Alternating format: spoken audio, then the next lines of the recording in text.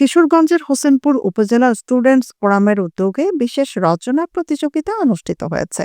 শনিবার হোসেনপুর পাইলট বালিকা উচ্চ বিদ্যালয় উপজেলার বিভিন্ন শিক্ষা প্রতিষ্ঠানের প্রায় ৩০০ শিক্ষার্থীরা অংশগ্রহণ করে। এই প্রতিযোগিতার মূল লক্ষ্য ছিল শিক্ষার্থীদের মধ্যে ২০২৪-এর জুলাই আন্দোলনের তাৎপর্য তুলে ধরা এবং দেশপ্রেমে তাদের উদ্বুদ্ধ করা।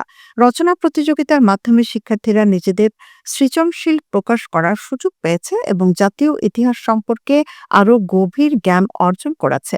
হোসেনপুর স্টুডেন্টস ফোরামের সংগঠনের এমন কার্যক্রম নিয়মিতভাবে আয়োজন করার মাধ্যমে নতুন প্রজন্মকে দেশের প্রতি আরও দায়িত্বশীল করে তোলাই মূল লক্ষ্য। অনুষ্ঠানটি সফলভাবে সম্পন্ন করতে সংগঠনের সদস্যদের সহযোগিতা ছিল প্রশংসনীয়।